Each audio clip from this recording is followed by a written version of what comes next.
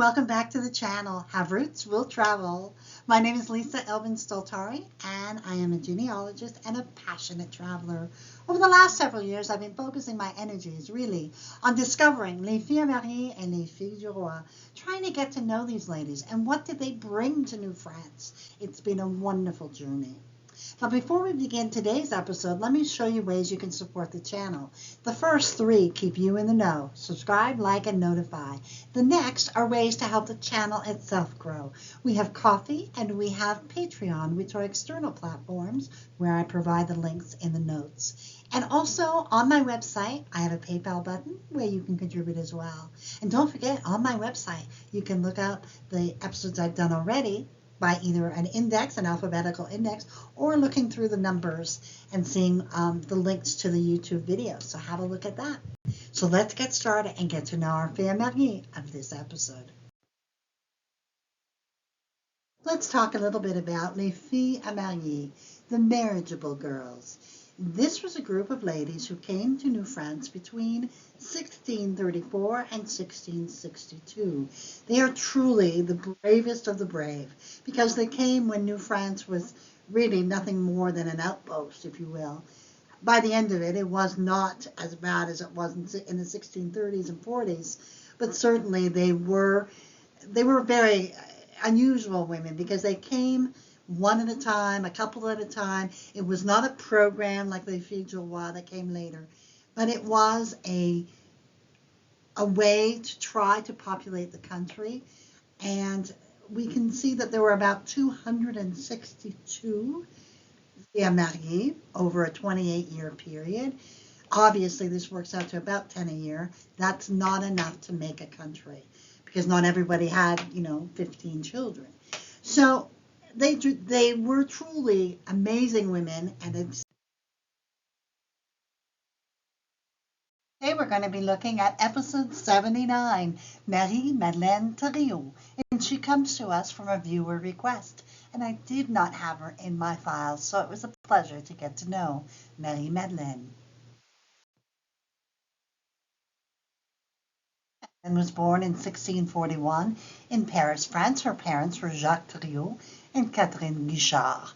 Now, she is part of the 3rd arrondissement, and that is found on the right bank of the River Seine.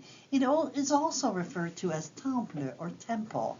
This particular arrondissement dates back to the Middle Ages and is the second smallest of Paris's sections or arrondissement. Among the notable facts about this sector is that it is here that you'll find the oldest surviving private house in Paris, built in 1407. Imagine that this house stood when Marie-Madeleine was a small child. I love to think of that, and I want to one day see this house. There's also an ancient Jewish quarter which dates back to the 13th century in this particular arrondissement, and it is a very important part of the Jewish history of Paris. Now, she was baptized in the Catholic parish church of Saint Nicolas des Champs, which was built in the 15th century. The current church was built between 1420 and 1480 and enlarged in the 16th and early 17th century. Now, this is one of the more picturesque parts of Paris. So we feel as if she had some sort of affluence and some sort of learning or knowledge. I felt that as I was getting to know Marie-Madeleine. So let's see what, is in store for her. I do not know if her father or mother had passed, but she did come to New France in 1658. She selected, and who selected her? His name, Charles Lefrançois, and he's born in 1626 in a small commune called Mustang in France. It's part of the Normandy region, and it is part of the Seine-Maritime département that you see circled. And his parents were Charles Lefrançois and Suzanne Montagny. Now, it's important to understand why I put that picture, because this small little commune actually hosts a bison farm, and those bison are actually part of, as I researched this little community, it was amazing. And they actually have imported them from Canada, although originally they were part of this area. And so they call it sort of a little blend of Canada and Normandy. So I thought that was fascinating. Now, the church that is there, l'Église Saint-Pierre, has been there since the 12th century. So this is a very small community. As I say, 128 people live there now. But it is extraordinarily charming. And I actually, in order to learn how to pronounce it, Mouche d'Eau, I actually went on like the TV, and that's a really good tip. If you don't know, go on, Google it, and then just listen to the locals pronounce it. So it was a very good explanation for me. So this is where Charles comes from. By the time Charles came to New France, he was almost 30 years old, and we have to assume that he did not do any sort of contract. We believe that he had enough money to pay his own way and come to New France. He did have some connections in the New World, and we believe that he was here as of 1657, about a year before Madeleine. But they did meet September 10th. 1658 is when they were married. So that is the beginning of their lives together. Go on to settle in Château Richer. And Château Richer is probably one of the oldest communities of New France. In 1626, Samuel de Champlain established this place as the first farm in the St. Lawrence Valley to feed the people of Quebec City. Jean Bourdeaux's map of 1641 is the earliest source that mentions the name Château Richer, which of course means the rich castle, referring only to the cape or headland on which stands the present church. But the origin of this name remains uncertain. By 1646, Olivier Le Tardif, the Lord and Chief Prosecutor, granted 20 concessions to the inhabitants of Château Richer so that they could officially establish themselves. And by 1678, the local parish was formed, named La Visitation de Notre-Dame. So that's the church that would grow from there. So obviously, Charles and Marie-Madeleine were among the very, very early inhabitants of Château Richer.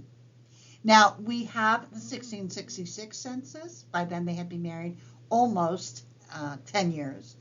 And we have Charles, Marie-Françoise, Catherine, François, Marguerite, François. And then they have an engagé domestique, Laforest. And they have another, Louis, who was 17, another domestique engagé to help out. Now, by the 1667 census, which is a year later, Charles, it's amazing, he aged by 3 years. Marie-Madeleine remained the same age, thankfully. Then we have Marie, Catherine, Françoise, Marguerite. We have Charles at 6 months. They have a domestic. His name is Gilles Jean, and he's 25. Now, Louis, who was not, the last name wasn't there the last time. I'm pretty sure that's the same fellow. De Perrault is 16. They have 13 beasts or cattle and 30 arpents of vallage. So that's about 25 to 27 acres of land. They would go on to have 13 children. Marie would marry Pierre Roberge and would have 6 children, all of whom made it to adulthood. Catherine would pass away at age 20.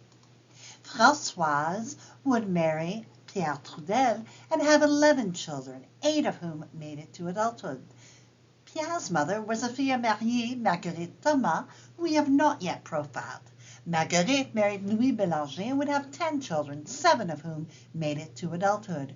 Charles would marry Barbe Bélanger, but would not have any children before his early death at 29. Anne would marry François Trépanier and would have 15 children, 11 of whom would make it to adulthood.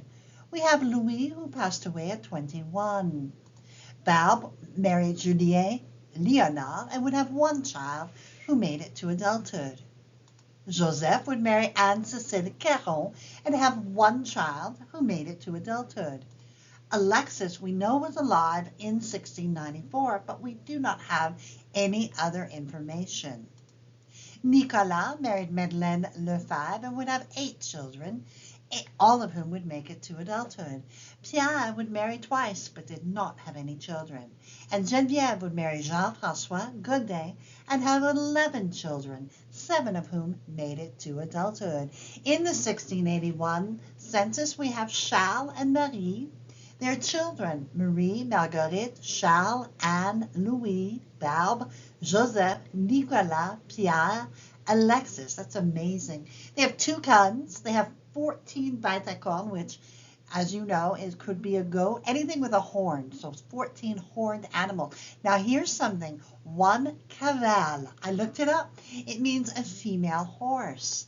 And they had 20 arpents, which is about 16 to 18 acres of land. Charles would pass away at age 74.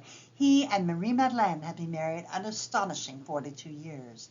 Marie Madeleine herself would pass away a mere 17 months later in 1701. She was 60 years old.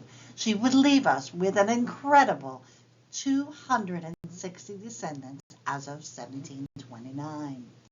And as befits one of the pioneers of Chateau Richer, he is featured. Charles Lefrançois and Marie Madeleine are featured in the series of books, Our French-Canadian Ancestors, the edition that is number 18.